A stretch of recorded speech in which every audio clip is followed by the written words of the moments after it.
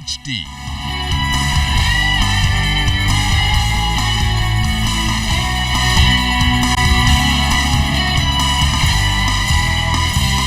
ZNS Network presents The Bahamas Tonight.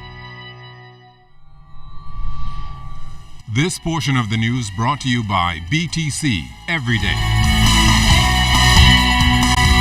Good evening, everyone. I'm Kishla Adderley. Thanks for joining us. The government's $32 million Sandy Bottom project for the Royal Bahamas Defense Force is nearing completion as the first 42-meter vessel, the Arthur D. Hanna, makes its way to the Bahamas before the end of next month.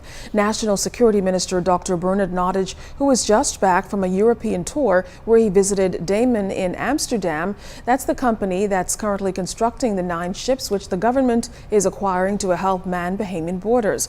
Dr. Nottage says 3 other ships are also just about ready. I'm very happy to say that we were able to inspect 3 of the ships, which are in a reasonably advanced stage of progress, one of which is having its internal fittings placed now, that the hull has been completed. It is out of the water. It is on dry dock, I guess you can call it, with the innards being equipped. There are 2 boats that are in the water and are essentially completed.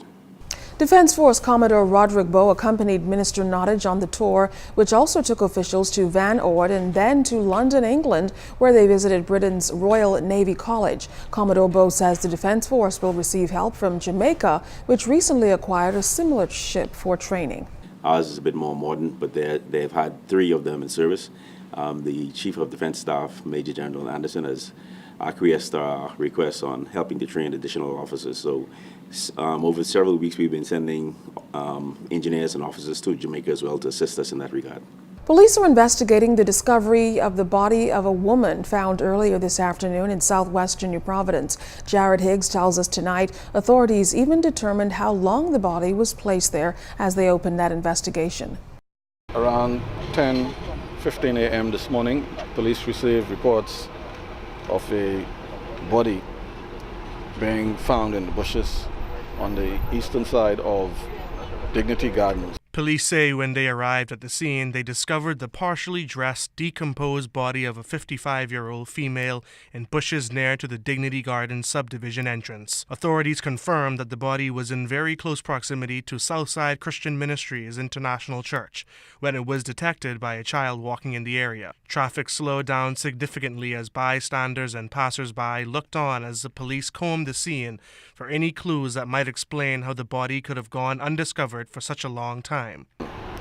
Appears to have been in this condition right now for at least 5 days.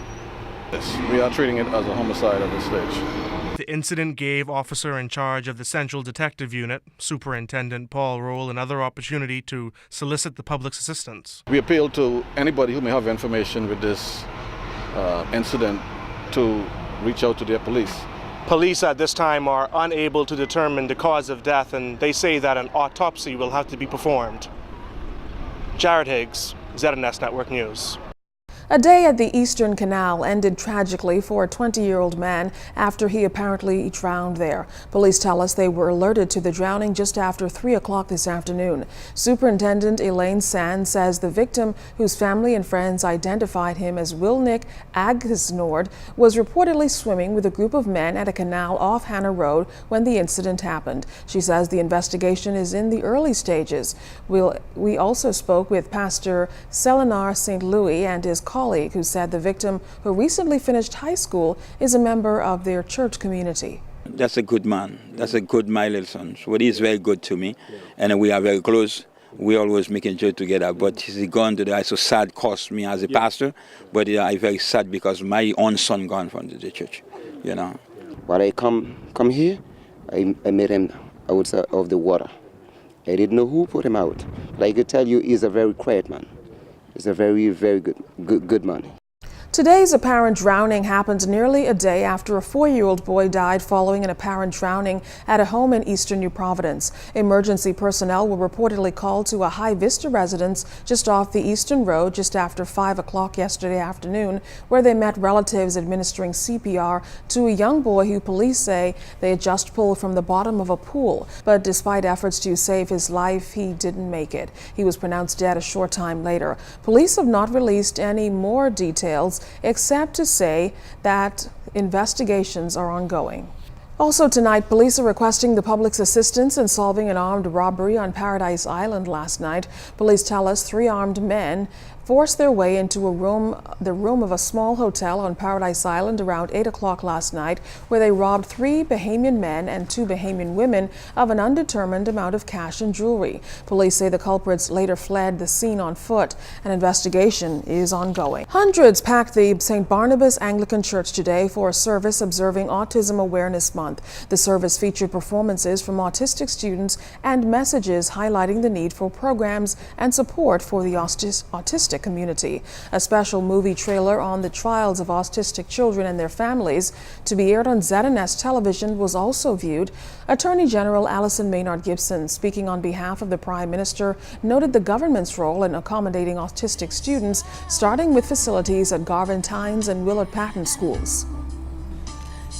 Also, the government has partnered with REACH and the Bahamas Down Syndrome Association to develop a facility on Gladstone Road for post-school-age children and young persons with differing abilities, including autism and Down syndrome and other related special needs.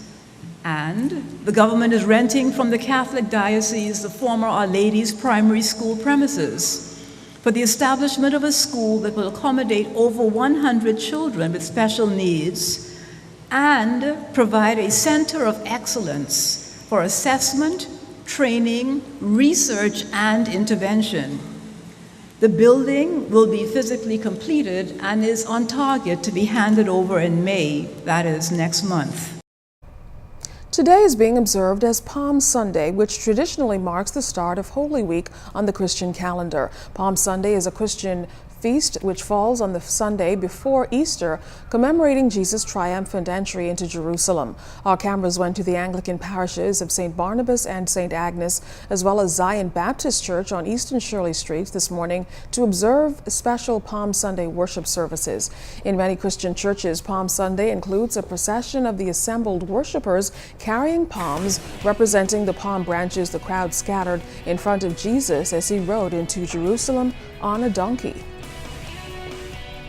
Well, still ahead, the new Samsung smartphone is here. Find out how you can get one. The weekend edition continues.